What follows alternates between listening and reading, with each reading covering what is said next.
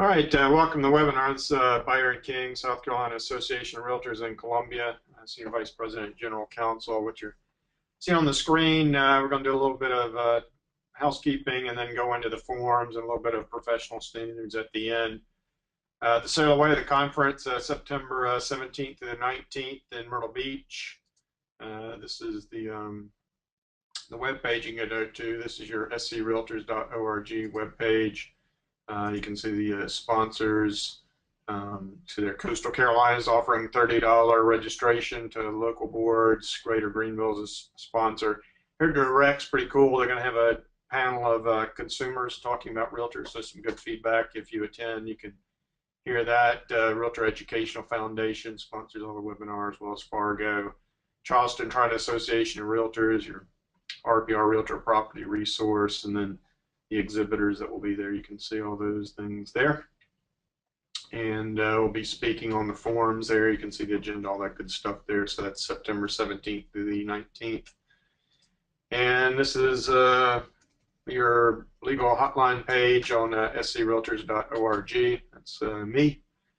Here's information on filing a complaint. Also on the website, you can file a complaint. It's what consumers can look up and see for mortgage fraud, FBI. If you have any experiences with your listings being scraped and then posted on the Craigslist scam, you can contact FBI, and you can also report to ic3.gov.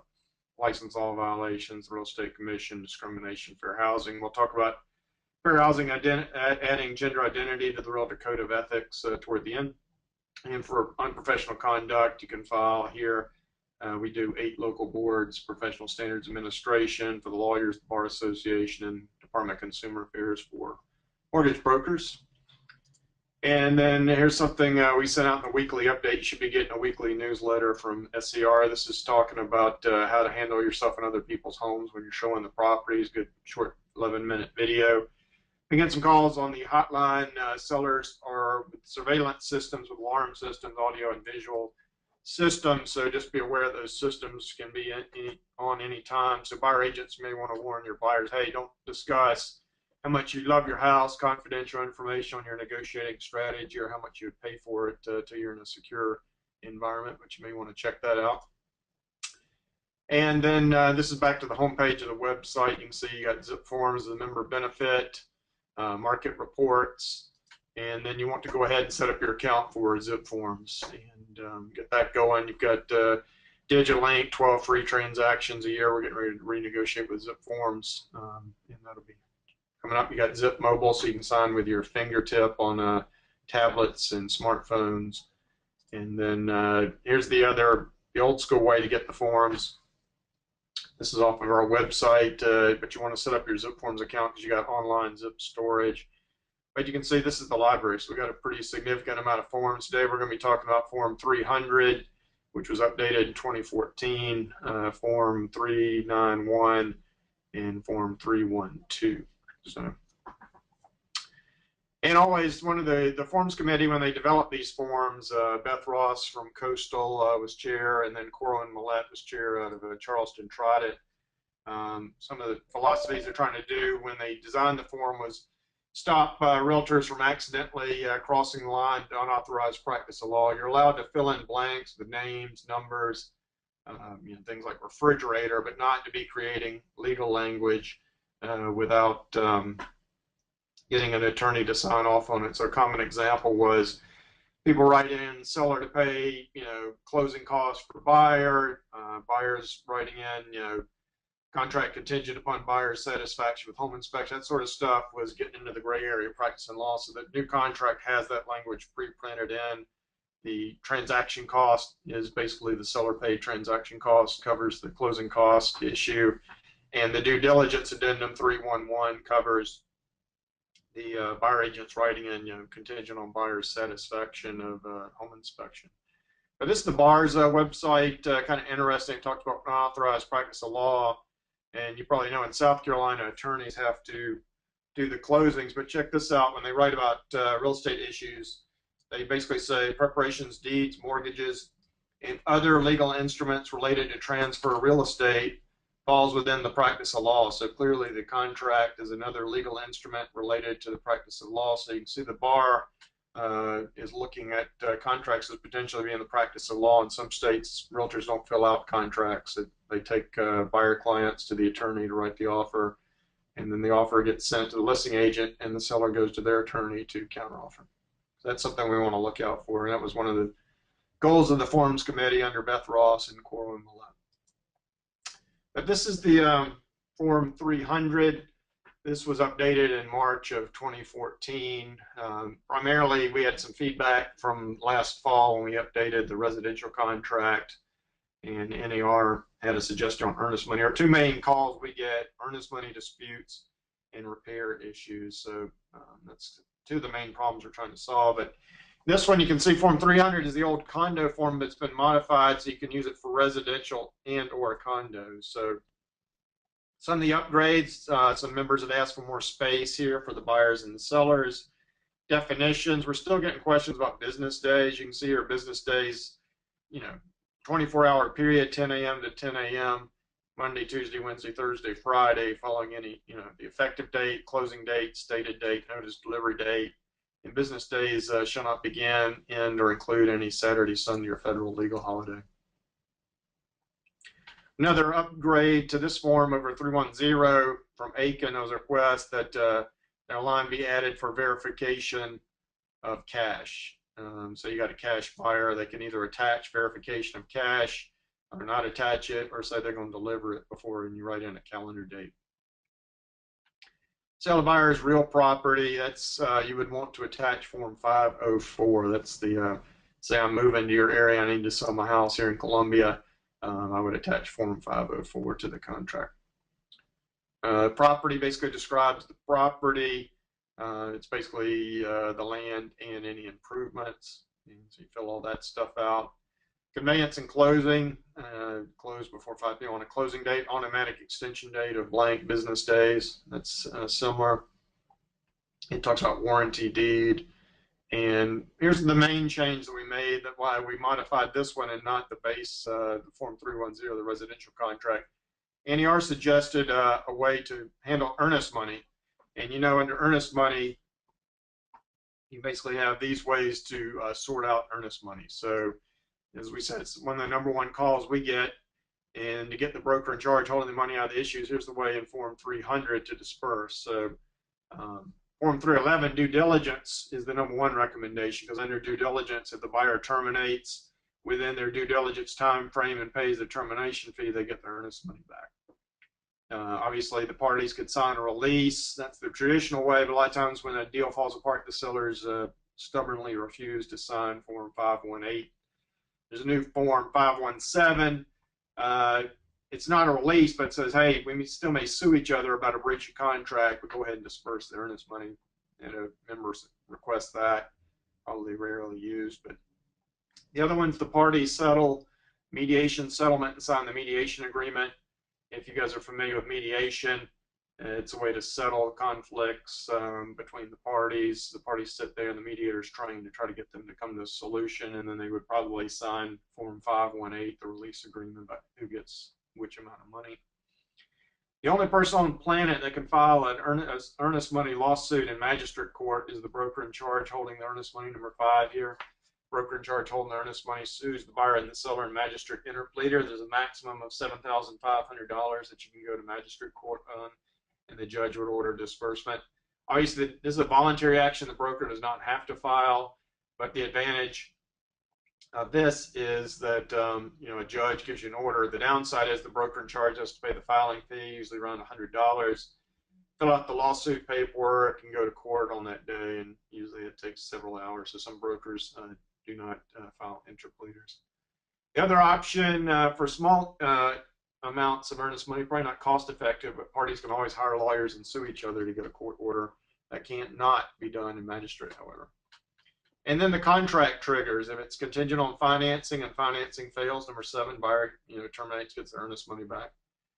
#8, say you're not using due diligence, seller refuses to make a required repair, one of those non-major repair categories. Buyer could, obviously renegotiate, buy anyway, or terminate, get the earnest money back.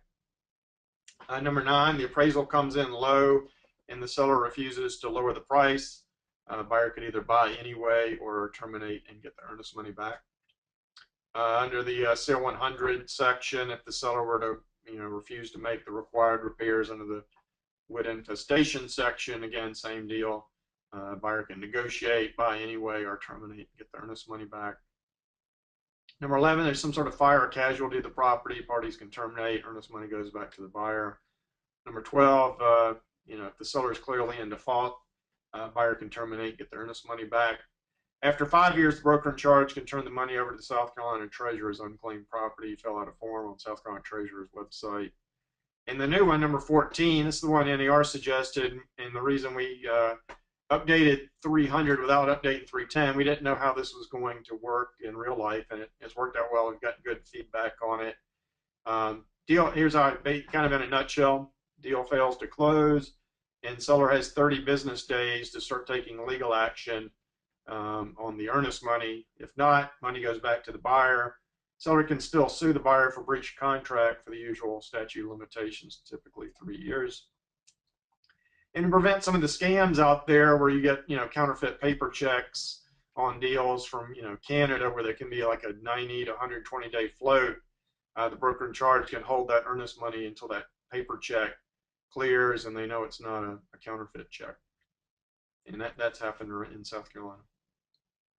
And then LLR is opined that, in some markets, the closing attorney says, hey, give me the, wire the earnest money over to me before closing, or say it's $500 of earnest money, the closing attorney just takes that out of the broker's commission that was holding the earnest money, and then you get LLR, so that's okay to go back to your office and take that $500 out of your trust account, put it in your operating account. And that's number 17 there. So that's how some earnest money disputes, and here's where we put it into the contract. It's got all the usual ways. Parties sign a release or disbursement agreement. You get interpleader. Broker in charge volunteers to get an interpleader, or the parties hire lawyers and get a court order. This is the new part here. The parties agree that the escrow agent shall disperse the earnest money to the buyer unless the seller's attorney has filed a lawsuit to determine distribution of earnest money within 30 business days of the closing date. So this is the new language, and it's basically, hey, seller, you need to take action in a timely manner, or the earnest money goes back to the buyer. That gets the broker out of the middle of the problem. And the seller's not really damaged about suing the buyer for breach, because you can still, if the buyer was in breach of contract, seller could still sue within the 3-year statute of limitations. So mainly gets the broker out of the middle of it. And again, we updated 300 with this, kind of to see how it worked out, what kind of feedback we got. And we'll probably update Form 310, the regular contract, with this in the fall. But we've been getting nothing but good feedback on this from the membership. Number 6, transaction costs. This was, remember we talked about the unauthorized practice of law, where you had agents potentially getting into UPL issues, writing in, seller to pay, $3,000 of closing costs. The other issue that came up was parties wanted to argue what closing costs were or were not. So we basically have renamed it transaction costs. And basically have thrown in all sorts of things. The idea being the buyer needs to spend that money. And then down here is where the seller basically figures out a dollar amount or a percentage that the seller is comfortable paying, and then just lets it go.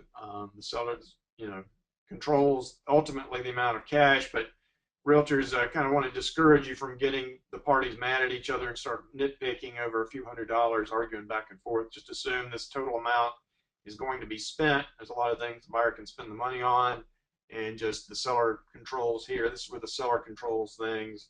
And then do not get in an argument about, should a seller pay this or that, because you're going to make people upset. It's going to be close to closing, and you're going to have problems getting some deals closed into that.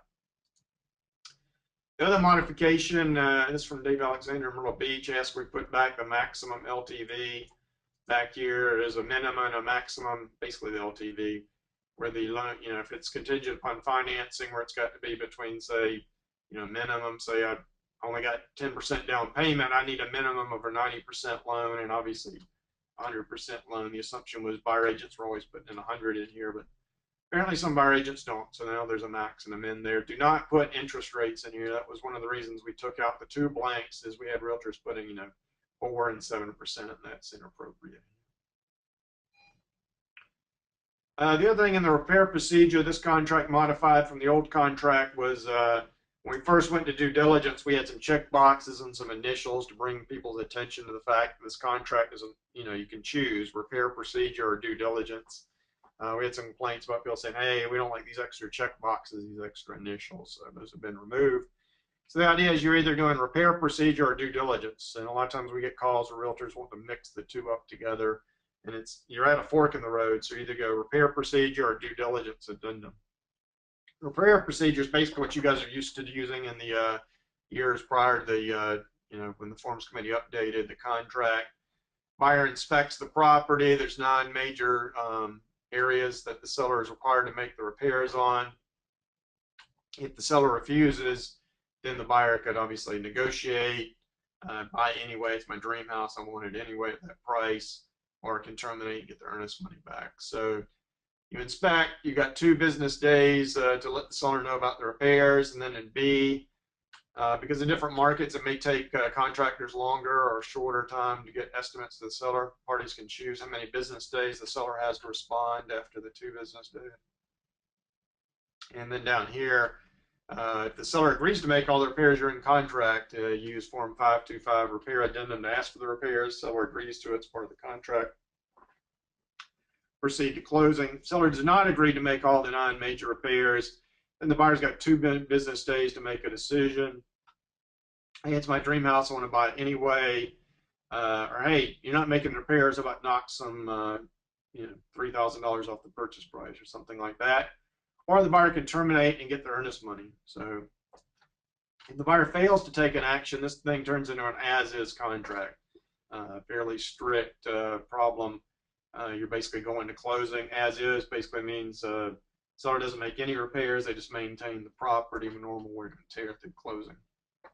And then here, this due diligence addendum, it talks about if the due diligence is signed by the parties, and that replaces all this language. So you basically just imagine a big ink pen Xing out section 8, and then you would use, where's the due diligence addendum? The due diligence addendum is Form 311. It just basically says, hey, for a certain amount of business days after the effective date, the buyer can inspect the property and can basically do any of these 5 things: conduct inspections, ask the sellers for repairs, negotiate with the seller on price and repairs, and amend the contract. You could do that with price change with Form 390, the addendum, or with Form 525, the repair addendum. Or, hey, seller doesn't want to make the repairs. The buyer may say, hey, it's my dream house. I just want to go ahead and close. Or within the time frame, you deliver notice of termination, which has to be in writing, delivered to the listing agent or the seller as the parties agree, and pay a termination fee that's agreed upon by the parties to the seller. And then here's where you fill in the termination fee, this dollar amount right down here. And then again, if the seller doesn't do what they're supposed to, goes through and blows through their deadline, this contract turns into an as-is contract. The idea of the Forms Committee was push the deal to closing. So that's what the form does. It pushes it on to closing as an as-is. So the idea of due diligence, in some ways, very buyer favorable. Buyer can walk for any reason. So to balance that was to put a dollar amount in here that the buyer will pay to the seller. And here's kind of feedback we were getting under the old contract. When you had a buyer that gets cold feet or finds something else they like or just decides not to buy, these buyers were dragging their feet, looking for other ways to get out of the contract, or just going on for weeks and not showing up to close. And sellers were very hesitant about suing these buyers because of the cost and the hassle of a lawsuit. So the idea with this due diligence addendum, the advantage to the seller is, if you do have somebody with cold feet or they change their mind or find something else, then it gets them out of the way quickly because you control. Here, the due diligence period, the seller and the buyer agree to how many business days after the effective date. So, typically that would probably be in the 10 to 15 business day range. So you get these, cold feet buyers out of the way more quickly so you can sell to somebody else. And it puts a little money in the seller's pocket because they weren't suing anybody. So Now they're compensated because once it comes off MLS is active, maybe showings decreased, maybe some buyers are foregone. So the dollar in here is a way to kind of make up for it. So this would be an attachment to the contract if you're using due diligence.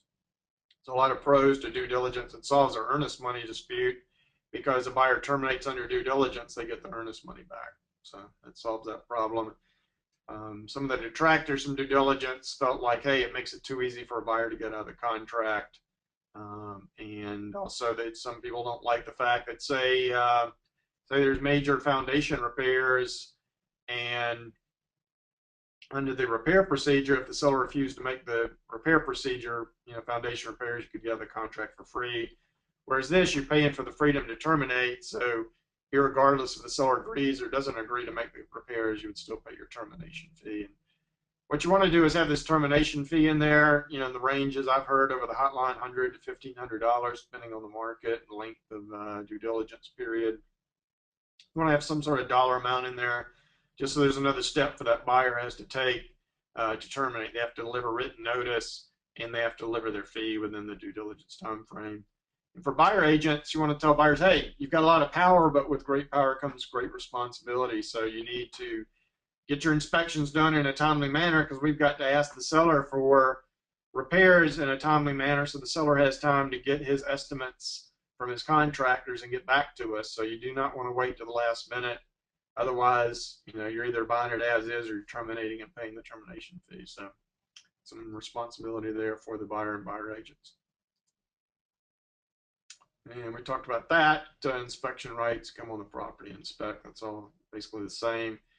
Here's the appraised value we talked about. If you check, contingent on appraisal comes in low, seller can lower the price, keep the deal on track. If seller refuses, then buyer can terminate, get the earnest money back. So another earnest money solution. Wood infestation report, C100 Clemson extension lowered it from 45 days to 30 days. And so this is a separate section that basically operates similar to the repair procedure. You get it inspected, seller's got to make the repairs, or the buyer could terminate or buy anyway. If they terminate, they get the earnest money back. So another earnest money solution.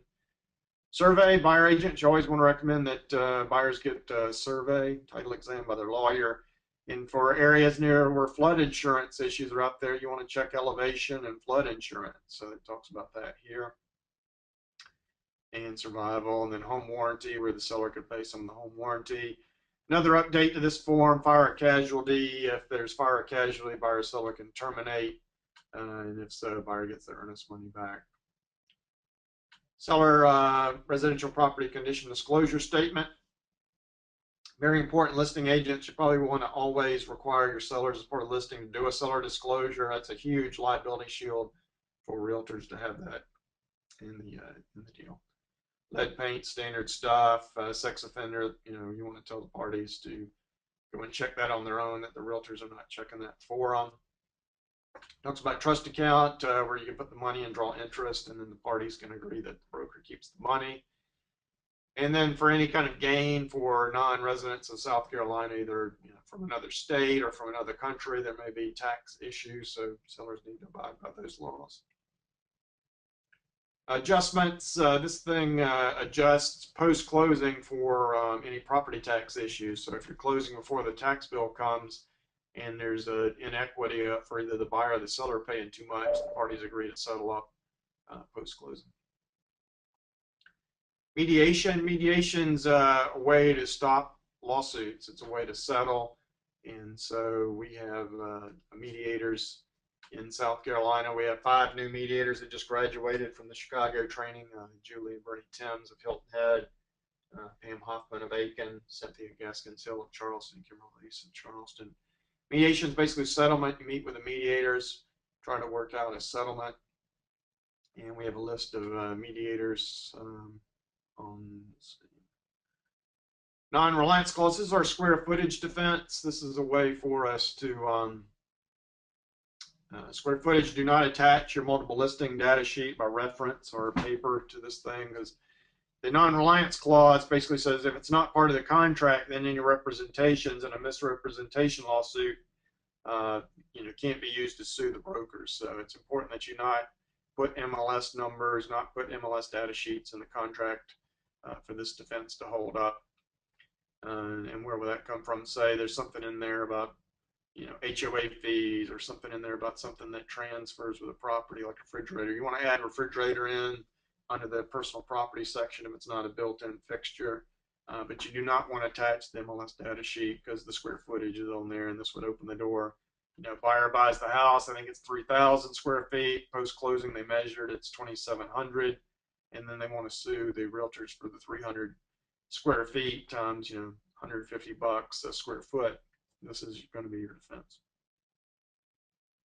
Broker disclaimer, standard, legal disclaimer. Hey, we're licensed and trained in marketing. We're not licensed and trained in evaluating the property or legal matters or offsite conditions or environmental conditions. So 27, again, this is in the in 310 as well, but this basically says, hey, closing attorney, your job is to disperse commissions in accordance with the agreements. If there's a dispute, the seller would have to pay to escrow the money and then seek legal action. If it's not, 180 days after closing, the money gets dispersed to the broker. Attachments 28, here's where you could attach, say, hey, I'm using Form 311 Due Diligence Addendum, for example. Notice and delivery, this contract has to be signed, sealed, and delivered in writing. So it's not effective until it's delivered. And the other side, say you email it or drop it in a mailbox slot in their office door, they have to be aware they've received it. So you may want to follow up with a phone call. Hey, I just emailed you. I just dropped that off at your office.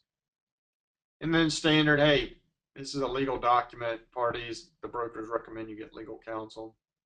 And then a way to set up an expiration of an offer if you're going back and forth. Another upgrade, we've added a couple lines in case you got extra buyers, extra sellers, you got some extra space here. And you can see down here, it's March 2014 was the update to this. And then here's where agents can sign for their broker in charge. The broker in charge can sign however you want to do it. Basically saying, hey, we're the escrow agents, we're holding the earnest money.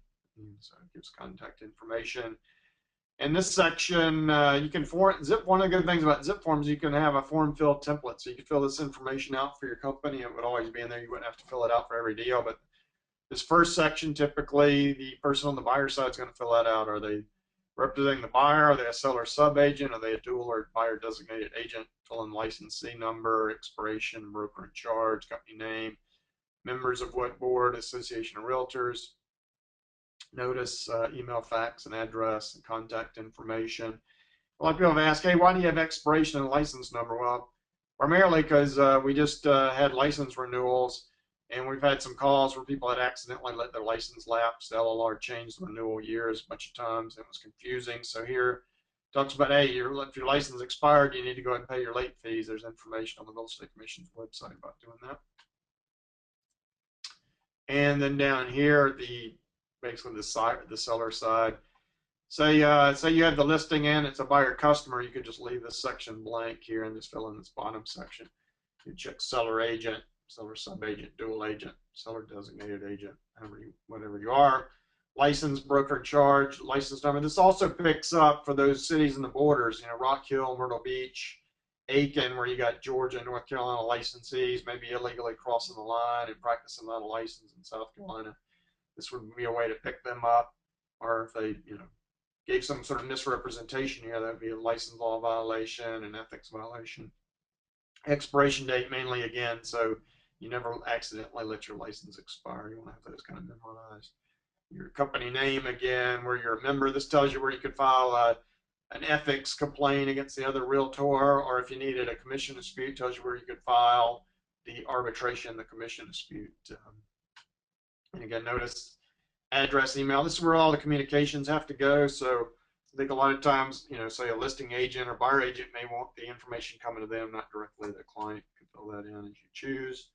And then your contact information. And disclaimer about designated agency in South Carolina, you have to have a client in the transaction or both clients. So you can have single agency. Dual agencies where a brokerage has the buyer and seller client and they're going into dual agency with both. Designated agency where you have a broker in charge that's not personally involved in the transaction. You could designate one of their licensees to work with the seller, one of their licensees to work with the buyer. And so they're the designated agents. Everybody else in the office is a dual agent, including the broker in charge. Talking about mediation, here's the South Carolina mediators list. Like we said, we had 5 new folks just graduate from the Chicago mediator training in July. South Carolina Association, in cooperation with local boards around the state, put on mediation training earlier this summer. And this is the updated list of the people that sent in their applications. These are typically realtors that have been through the training, take professional standards training every year. And then when people call, hey, I got a dispute for my clients, or I need to file arbitration about a commission dispute on procuring cause, this is the mediator list that we're going to send them. Parties would talk to each other, figure out which mediator they want to hire, where they're going to meet, when they're going to meet, how they're going to split the mediator fee, and then they would meet. Mediator's not a judge, so mediator's not going to decide who gets the money. The mediator's going to kind of keep the parties talking, remind them both of the strengths and weaknesses of their case, and kind of, gently nudge them toward a settlement. So if it's an earnest money dispute, they're likely to both sign a form, the form 518, the release, saying earnest money, $250 the buyer, $250 the seller. Buyer and seller sign it, move on with their lives. For commission disputes between brokerages, this is a good thing to avoid arbitration, because arbitration, somebody's going to get all the money and somebody's going to get none. So to mediate an arbitration dispute, it saves somebody from getting nothing. Everybody gets a little bit under mediation, typically in a settlement. All right, and then a form that's pretty useful is Form 391. This is kind of our, again, unauthorized practice of law defense. It's got a lot of common things that realtors use in here, and a lot of people don't know this form's out there, so I wanted to talk about Form 391 here. It's got some really useful stuff and some important stuff, especially for coastal realtors, because the Forms Committee to Save Space moved the Coastal Tidelands and Wetland Act section from the base contract into 391. Because a lot of times that doesn't apply to inland properties. It was creating a lot of confusion. So if you're along the coast, you're probably going to want to use 391 with all your deals. So, and again, zip forms would form fill all this information. This deed restrictions, this is a good one. You could basically say, hey, seller's got to provide deed restrictions, zoning, condo documents, master deed, etc., and copies within blank business days, the effective dates. This is a good way. Say under your due diligence period, you want to review these documents. Hey, is a go or go no decision on this owners association? This is a way to force the seller to deliver the documents. Survey, another good section, because remember, you always want your buyers to order a survey so that post-closing you don't find out the property line runs their living room, for example. So here you could say who's going to select it, who's going to pay for it. Is this survey going to be a wetlands delineation survey for isolated wetlands? Is this survey going to be used to comply with Coastal Tideland and Wetland Act? The Coastal Tideland and Wetland Act basically applies to beachfront property. The state government has basically figured out an erosion rate for each beach, where the dunes line is, and then has a setback for construction. And this came about in the 80s, so obviously there are some properties built on the seaward side, Atlantic Ocean side of that setback line, and so they're grandfathered in, but if they're destroyed by, say, a hurricane, a buyer might not be able to rebuild. So that's why it's important to get a survey that shows you where that setback line is.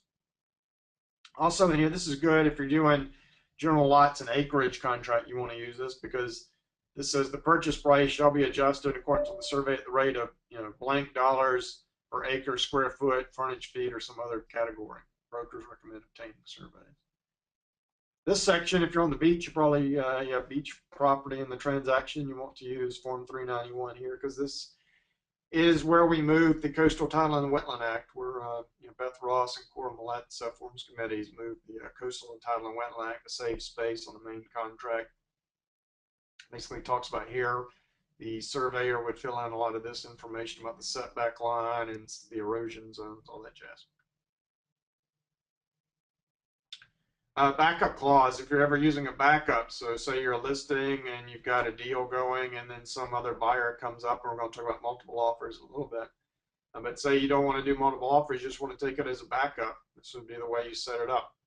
It basically sets up as a backup. If it doesn't become the primary contract by a certain time and date, then the the thing is void and buyer gets their earnest money back. Here's on page 2. If you're a lot of realtors are out there buying and selling real estate, this is a good way for you to disclose that and handle the compensation. It's also a way to disclose that you have a relative in the transaction as well. Soil and water test, again, this is good for the contract or for the land contract. It basically says that the buyer's got the right to do some perk tests, some other tests. The seller can represent how the water and all that jazz is handled. Permit contingency, another useful thing, especially for folks on lakes and water, because you can even make it contingency on getting a dock permit or some other sort of zoning or something they want. So this could even be used if you're not using due diligence, or if you need it. Sometimes the due diligence period, the seller wants that because it's mainly about the condition of the property to be shorter, whereas a permit might take longer. So this is a good way to handle that. Seller financing, if you get into that, you obviously want to tell the parties, hey, talk to your attorneys, but this is a way that you can handle that in the contract. And expanded information on financing that the parties could fill out. And then we talked about foreign taxes, somebody from another state or another country. It talks about how that's going to handle. Another section that's good for realtors all the time is basically a hazmat disclosure, hazmat material disclosure, saying, hey, there may be stuff on the property that's dangerous, or in the future turns out to be dangerous that we don't know is dangerous now. You need to get inspected. The brokers aren't liable or responsible for that. And then the folks would sign that good stuff. So from 391, a good form to start attaching to your deals. We talked about the due diligence addendum, another good attachment to the contract, and we talked about how that is set up on it. And then the other thing we want to talk about today is the multiple offers. We've been getting a lot of calls from realtors on the hotline, a lot of them that basically started their careers during the downturn and never saw a multiple offer. And like the first time it happened to them, I would get calls on the hotline and the realtors would be like, hey, Byron, I've got a multiple offer. Is that even legal? I said, well, it's legal. It's a good problem to have, but they weren't used to seeing it before. So just some things to be aware of. The Code of Ethics talks about, it's Appendix 4 to, Appendix 9 to Part 4. It basically talks about how multiple offers can be handled. And the idea is that the seller basically gets to determine, a seller, because there's a bird in the hand, two in the bush kind of thing to multiple offers. And this is out of the Code of Ethics book. It's about page 67. And here's the basic idea. Hey, I'm the seller, and I've got multiple buyers interested in my property. So bird in the hand, two in the bush kind of thing. I can, obviously accept one because I got two offers from two buyers. I can sign it. Now I've got a buyer locked into a contract. That's the bird in the hand. Or there's two in the bush. I could go back to the buyers and say, hey, bring your highest and best offer by this time and date deadline. And maybe I'll pick one of them. Well, what could happen if I don't take the bird in the hand, I go for the two in the bush? Well, they might buy something else or decide not to submit highest and best. Now I got no buyers. So that's why the seller gets to make the call on how they handle it. So the recommended way is you want people to think realtors are above board, there's no shenanigans. So the idea is that you're fair to all the buyers. If the seller says, hey, I want to do this multiple offer as NAR recommends, I want to try the two in the bush kind of thing, because I don't think they're going to go away. I don't think they're going to evaporate. I think they would compete against each other and pay me even more for my property. So I'm willing to take that risk that they disappear for the ability to get more money. So as a seller, I can make that decision. And so you'd communicate to the buyer agents, hey, there's multiple offers. You're competing against other buyers. Bring your highest and best terms. Your highest price, best terms could mean, a shorter close period, or you're going to pay cash. All the things that sellers look for from buyers that make their offer more attractive. Less personal property being asked for in the transfer, something like that. Highest and best terms. Everybody has the same information. The last round, the highest offer was $200,000, so we recommend you come in higher than $200,000. or the seller wants at least 250. Don't, bring in something above 250 if you want a good chance to get the property. Bring it into the listing office, you give them the address and the date and the time. They both show up, present their offers. Seller looks at them. Seller might accept one, reject the other, might accept one, take one as a backup, might reject both of them, might counteroffer on one. You want to be careful about sellers that want to counteroffer on both, because that can become a problem if, say, both buyers accept and you have obligated to sell their property to two buyers. So that's the way that works. And there was a suggestion from Charleston from Real Estate Commissioner Candace Pratt to create a form to do that. So in 2013, we created this form 312, and this is the rejection of offer, counteroffer, and solicitation of a new offer. So you could use this for any rejection. This is also useful because a lot of times buyer agents are like, hey, I don't believe listing agent even submitted my offer. This would be a way to prove to them. You can have the seller reject it and sign it and get the buyer agent off your back. Or you could use this to set up,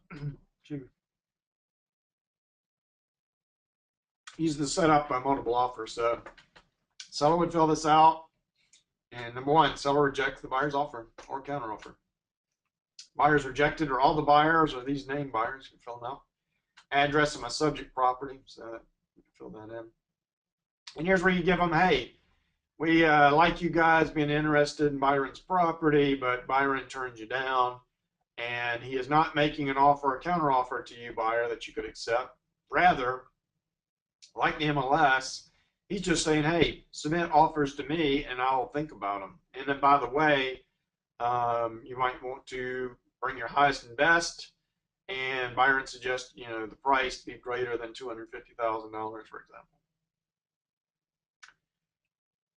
And here it basically says, hey, there's other potential buyers maybe out there. Seller is going to, might distribute the information. So you want to compete on your highest and best terms. Here's the deadline. Seller says, hey, anybody that wants to deliver their highest and best, I get to choose, hey, anytime you want to, or hey, bring it to Byron's listing agent's office at 123 Oak Street at or before, 4 p.m. on July 30th, for example.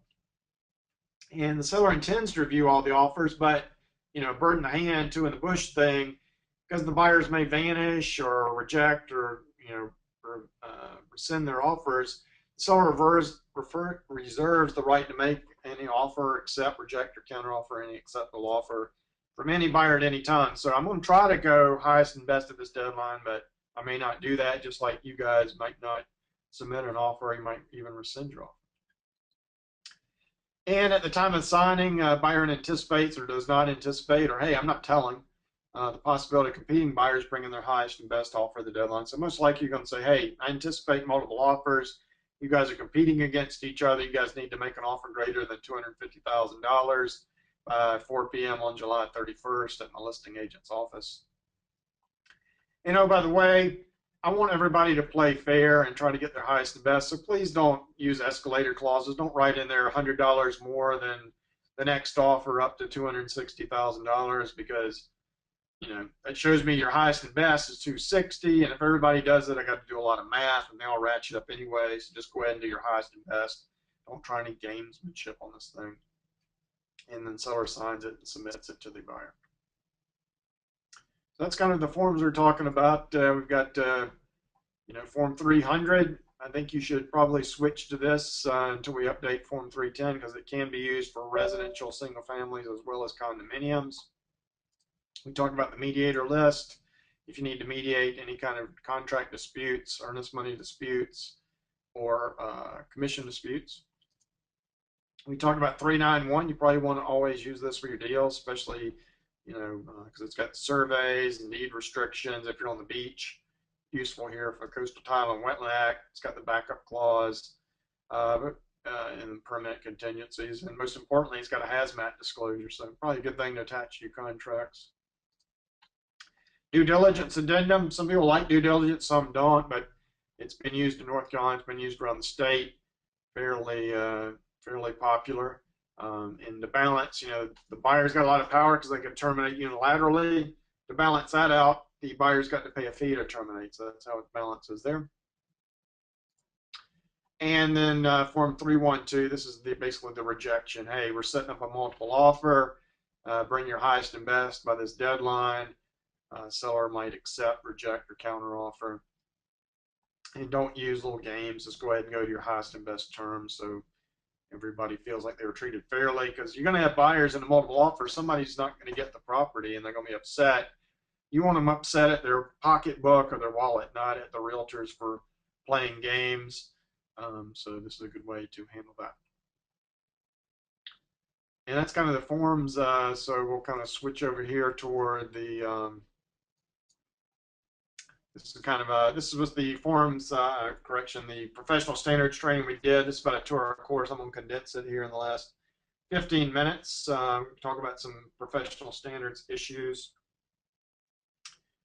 And basically, we're talking about, we've taken over, the South Carolina Association of Realtors signed a cooperative agreement, taken over administration and professional standards for 8 local boards around the state.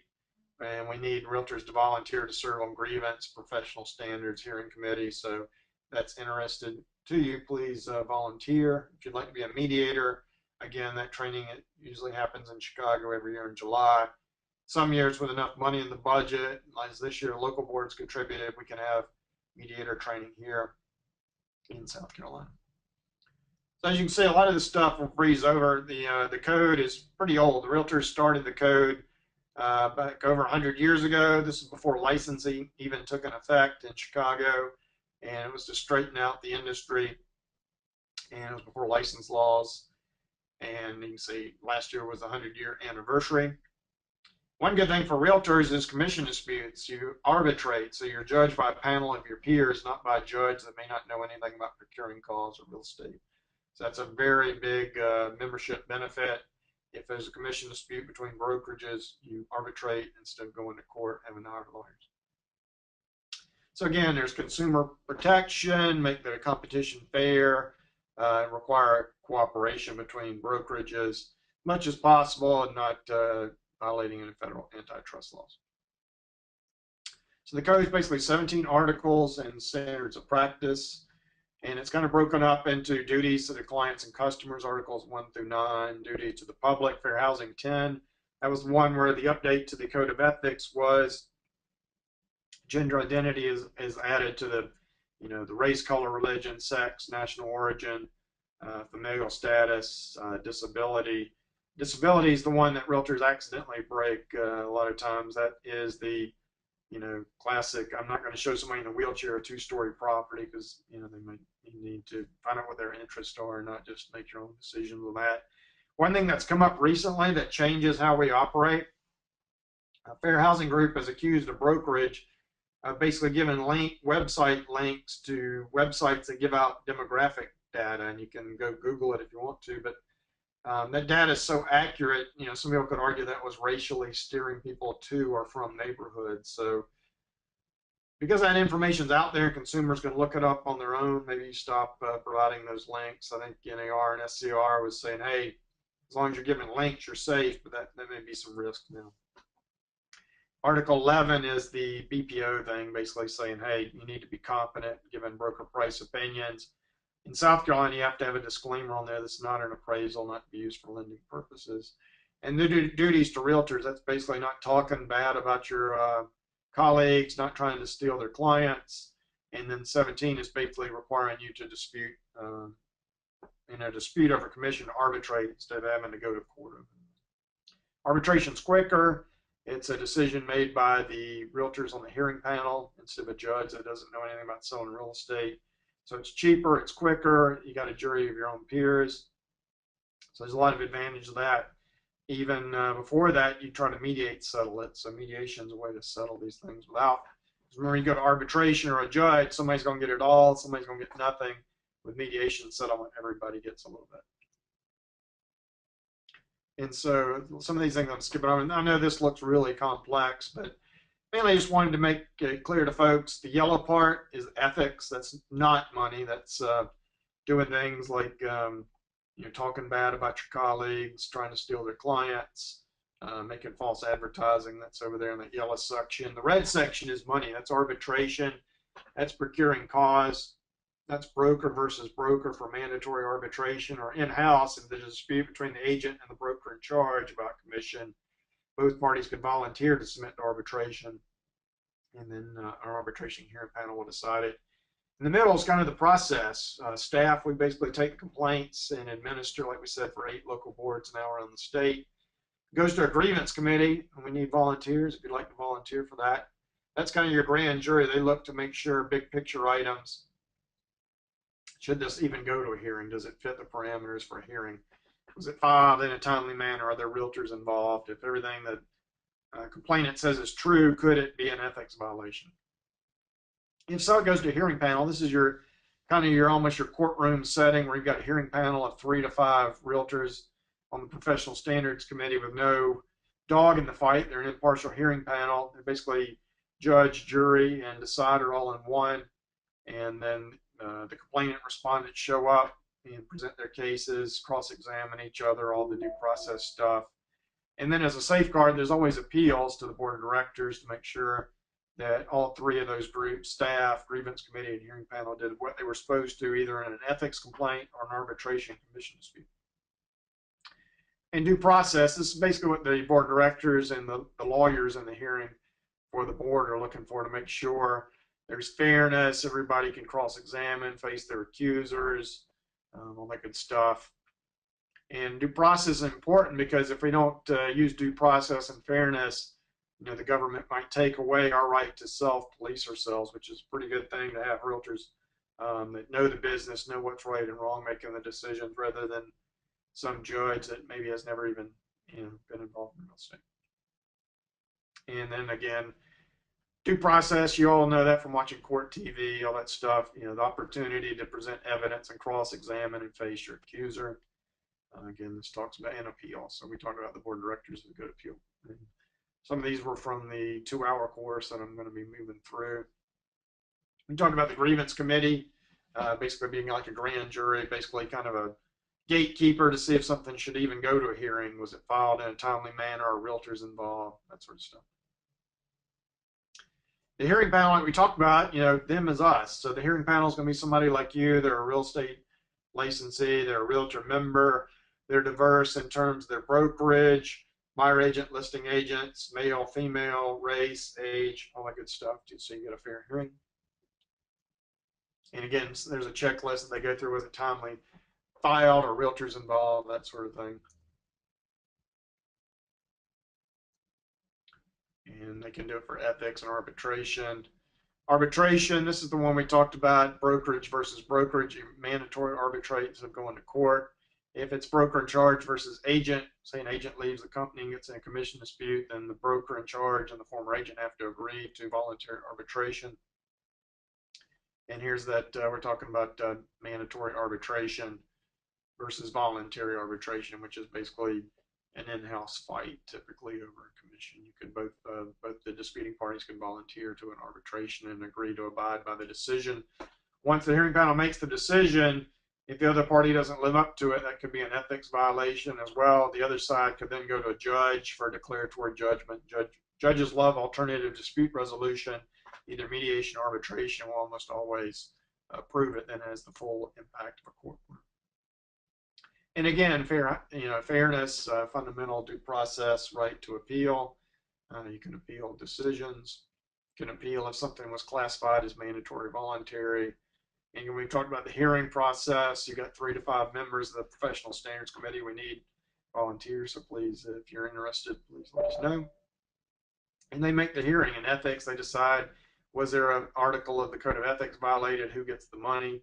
And the decision is written up. And it's just like a court. So there's an opening statement. You present your case. You cross-examine parties and witnesses, make closing statements.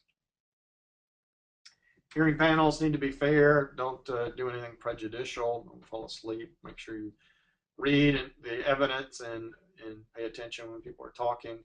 And this is the thing this is the important thing for you guys. Hey, what happens if there is a complaint's filed against me for the Code of Ethics? What could happen to me? This is the discipline. Letter of warning, letter of reprimand, required to take extra education in addition to continuing education. Another update on the code recently, Fines are raised from max of $5,000 to a max of $15,000. So pretty substantial. Be placed on probation for a year or less. You can be suspended or expelled from realtor membership. You could be suspended or have your MLS privileges terminated.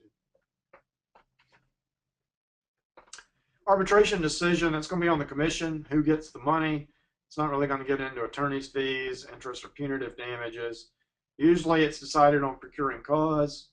There's no written rationale. The hearing panel just makes a decision. Byron gets nothing. You get all of the commission.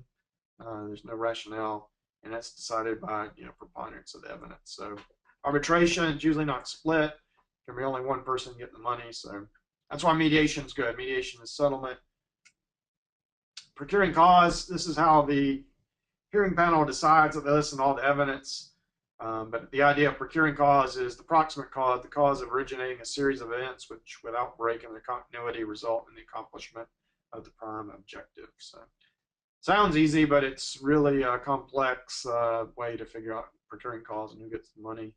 And there's hundreds of questions that the hearing panel will look at and make their determination. And the factors, there are no factors. Basically, they look at all the evidence. And the good thing is they've been in the shoes of the buyer's agent. They've been in the shoes of the listing agent. They've been in the shoes of the agent. They've been in the shoes of the broker in charge. They know both sides of the fence. They know how things are supposed to work. And so it's not a perfect system. There is no perfect system, but it's a lot more fair, I think, than a court system where a judge, maybe it's never sold real estate in his life, makes a decision. And again, we talked about due process. The board of directors is kind of, your fail-safe, your backstop for appeals. If the hearing panel does something outside the evidence or outside the rules, the board of directors is out there for an appeal to remedy that. We talked about mediation. Mediation is settlement. It's a very attractive alternative to arbitration because everybody gets some money. You go to arbitration, somebody's going to get it all, somebody's going to get none. And here's pros and cons. Mediation is quick, cheap.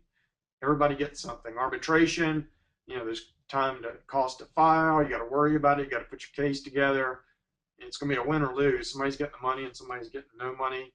It's adversarial. So if this is, an agent versus their broker, in the heat of battle in an arbitration hearing, people are going to get their feelings hurt, and that may carry on. And again, even broker versus broker in a small community where you got to do deals in the future. So mediation keeps that professional relationship intact. There's no hard feelings.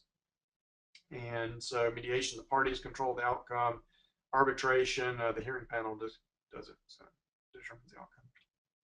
So mediation is voluntary, it's private. Parties decide themselves. They can leave at any time. So if mediation fails, you can still file arbitration or litigation, and the parties control the outcome. And mediator obviously is neutral, doesn't have a dog in the fight, and is trained to keep the parties talking, keep the peace, and tell pros and cons of each side so they can move forward and come to a solution at the end of the day. We talked about changing the code of ethics. So we talked about Article 10 under fair housing, adding gender identity to sex, race, color, religion, sex, national origin, familial status, and disability. Section 11 is basically the BPO. You need to be competent, and in South Carolina, you disclose this non-appraisal. Don't use it for lending purposes. Changes the manual. We talked about the admin fee for filing for an arbitration is $500, and the maximum fines increase from $5,000 to $15,000. If you need to contact us for the legal hotline, there's the number at the top, 800-233-6381. My cell phone's 803-269-8050. That's my name, Byron King, SCR General Counsel. My email address for ethics and arbitration, Jessica Moore is our professional standards administrator. There's her email, and that same number at the top. And if you're interested in looking at the NAR Code of Ethics, there's the link to it. And let's see if there's anything else I wanted to cover on here. And we talked about Article 10. Here's where Article 10, realtors shall not delay. This is one of the changes of the Code of Ethics. Not equal professional service to any race, color, religion, sex, handicap, familial status, national origin, sexual orientation, or gender identity. Realtors shall not be party to or plan outside the field of competence. You got to do what you're trained to do. Article 11 goes into you got to be competent, and it talks about the BPO. Be competent when you're doing it, and in South Carolina, disclose it's not an appraisal, and do not use it for lending purposes. We'll talk about those.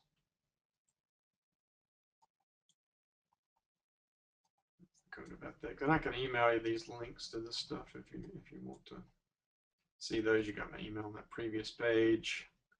And again, encourage you guys to use Form 300 instead of 310 until we update it, mainly because earnest money solution says if there's a dispute and the seller's attorney hasn't filed a lawsuit to determine distribution of earnest money within 30 business days of closing, then earnest money goes back to the buyer. So any questions, you can type those. If you want to email them after or call me after with questions, we can do that too. And right at the 1 hour point, so I'll put my information back up. So that's the information there. If you need to contact me, if you want to call that number, 800-233-6381, and email with any questions. And hope to see you at the annual conference, SAILOA, September 17th through 19th, or rather 18th through 19th there. You can register now. Coastal Carolina Realtors, there's a discount, $30 to register, so that's a good deal. Lots of good stuff here at Direct. We'll be talking about forms there. Zip forms will be there, giving training on zip forms. And feel free to call the legal hotline with any questions anytime. I don't see any typed questions coming in, so I assume there's no questions. If you think of something after, feel free to contact me. And that's the end of the webinar. Thanks for tuning in.